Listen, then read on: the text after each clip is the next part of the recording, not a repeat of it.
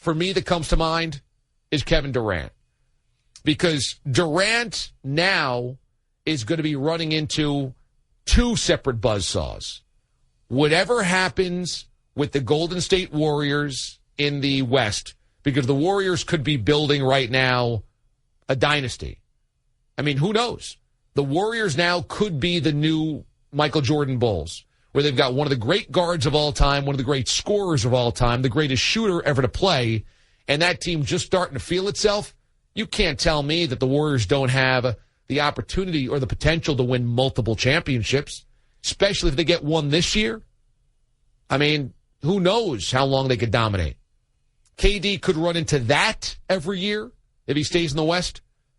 Who knows how good the Spurs will continue to be, because even when Duncan leaves, now they've reloaded with LaMarcus Aldridge, and how amazing Kawhi Leonard is. And then on the flip side, if the Cavs continue to be the dominant team of the East, you've got KD kind of running into these great teams year after year after year. And I guess you would put Westbrook in that category as well, but specifically Kevin Durant, and I feel like the most deserving player that hasn't won a championship that's in the league right now. Whereas you got one that you watch, you go, boy, I'd like to see that guy. He's most deserving in the NBA of winning his first title.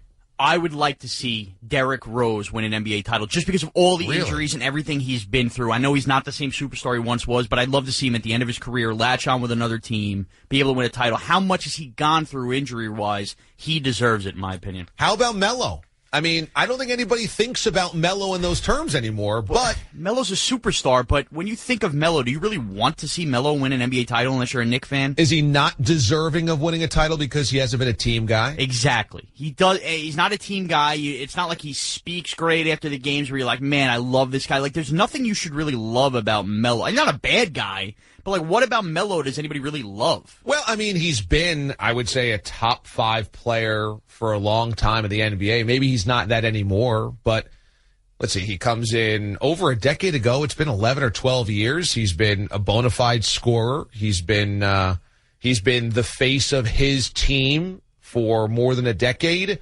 He's of the LeBron generation, LeBron and Dwayne Wade and him. You got no love for Melo. You don't care if he wins. The one thing I'll give Melo props for, he had a chance, supposedly at this trade deadline, to waive his no-trade clause to go play with LeBron and try to win one in Cleveland. He had a chance to sign with Chicago, but he came back to the Knicks. So it seems like he doesn't want to just get that easy title because he could have had those opportunities now a couple times, and he takes the hard way out by sticking with the Knicks. Yeah, it's interesting because is it the hard way out, or is it that Melo has realized that chasing a championship is not really a priority of his, becoming the brand or being in New York or his endorsement or business opportunities are just more important? It's interesting because I feel like we put that on athletes. Where, why isn't this guy going after titles harder? Doesn't this guy care about legacy? Doesn't this guy care about winning? And maybe that's just an us thing. We kind of expect all of these guys to feel that way, but maybe they just don't. Because Carmelo has opted into a Knicks disaster, a total Titanic, that's probably not going to get much better for a while. And maybe it's because he doesn't, I mean, I don't think he wants to lose, but I don't necessarily think that winning has to come at any price. He'd rather be kind of a New York Prince and keep his business interest and endorsement interest in check. 855-212-4CBS.